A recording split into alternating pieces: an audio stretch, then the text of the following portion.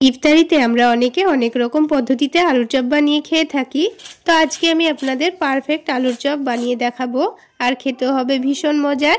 আসসালামু আলাইকুম বন্ধুরা, কিচেন বাঙালিয়ানা চ্যানেলে আপনাদের সবাইকে স্বাগত জানাই। খুবই সহজ পদ্ধতিতে তৈরি করে দেখাবো, আর কোনো রকম বেকিং পাউডার ছাড়াই একেবারে ফুলকো ফুলকো তৈরি হবে, আর উপর থেকে অনেকটা ক্রিস্পিও হবে। তাহলে বন্ধুরা, রেসিপিটি না টেনে সম্পূর্ণ দেখতে থাকুন, আশা করছি আপনাদের অনেক ভালো লাগবে। তো চপগুলো তৈরি করে নেওয়ার জন্য সবার প্রথমে বেসনের গোলাটা রেডি করে নিতে হবে। তো তার জন্য আমি এখানে 1 বাটি বেসন নিয়েছি। বেসনটা আগে থেকে একটু ভালো করে চেলে নিতে হবে। অবশ্যই বেসনের গোলাটা রেডি করার সময় কিন্তু চেলে নেবেন, তাহলে ব্যাটারটা তৈরি করতে খুবই সুবিধা হবে।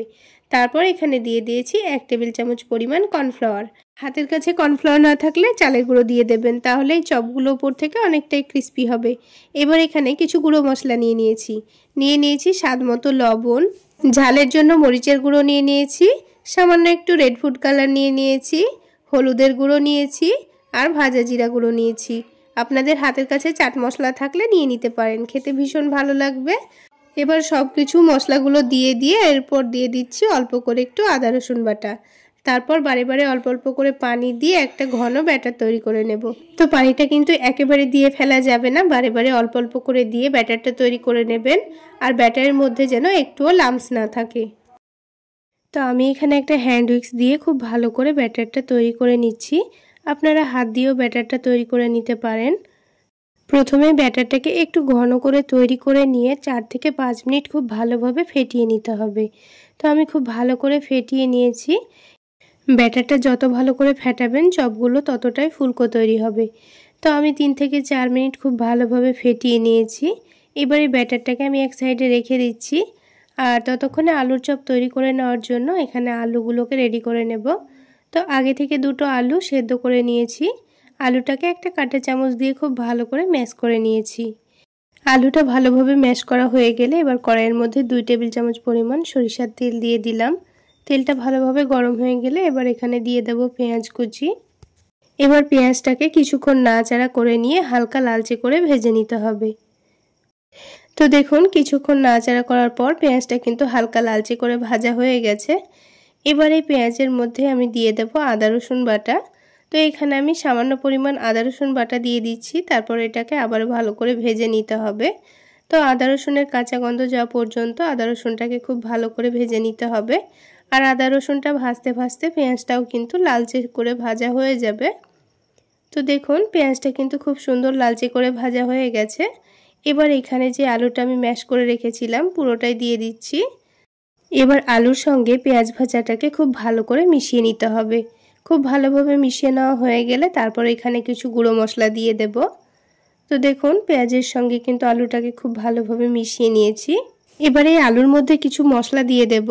তো আমি এখানে সামান্য পরিমাণ হলুদের গুঁড়ো নিয়েছি, স্বাদ মতো লবণ, ভাজা জিরা গুঁড়ো নিয়েছি, অল্প একটু চাট মশলা নিয়েছি, মরিচের গুঁড়ো নিয়েছি, আর স্বাদ মতো বিট লবণ নিয়েছি।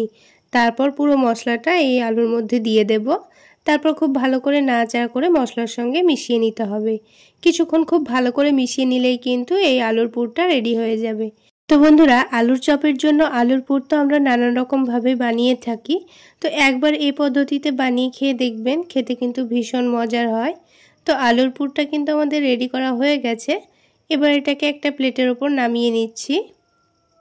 তো নামিয়ে এটাকে ঠান্ডা করে নেব, তারপর আলুর চপগুলো তৈরি করে নেব। তো এটা ঠান্ডা হতে হতে ব্যাটারটা আবারও রেডি করে নেব।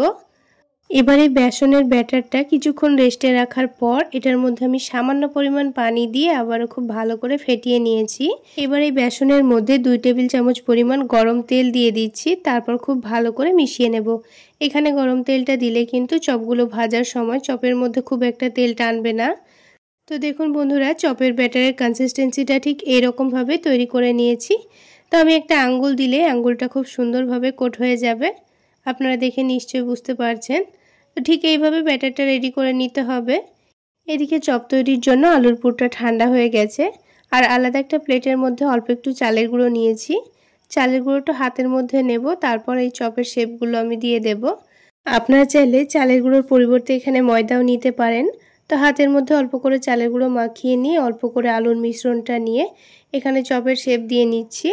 তো গোল বল তৈরি করে নিয়ে একটু করে চ্যাপ্টা করে দিচ্ছি। তো সবগুলো চপ তৈরি করে নেওয়ার পর এবার আমি বেসনের ব্যাটারে ডুবিয়ে দিয়ে তেলে ছেড়ে দেব। তাহলে কিন্তু খুব সুন্দরভাবে চপগুলো তৈরি হয়ে যাবে।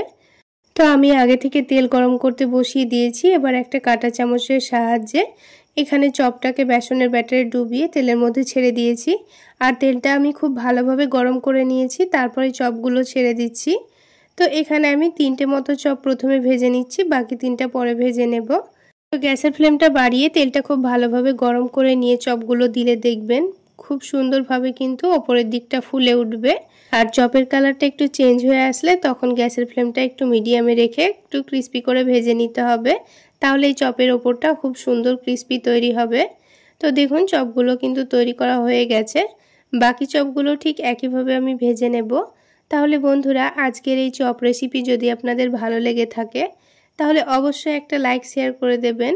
সেই সাথে আমার ইউটিউব চ্যানেল থেকে দেখে থাকলে চ্যানেলটি সাবস্ক্রাইব করে দেবেন, আর ফেসবুক পেজ থেকে দেখে থাকলে পেজটি ফলো করে দেবেন। তো সবগুলো চপ তৈরি করা হয়ে গেছে, আর আওয়াজ শুনে নিশ্চয়ই বুঝতে পেরেছেন চপগুলো অনেকটাই উপর থেকে ক্রিস্পি হয়েছে। তাহলে বন্ধুরা, আজকে এই পর্যন্তই। সকলে অনেক বেশি ভালো থাকবেন, সুস্থ থাকবেন। দেখা হচ্ছে আরও একটি নতুন রেসিপি নিয়ে নেক্সট এপিসোডে।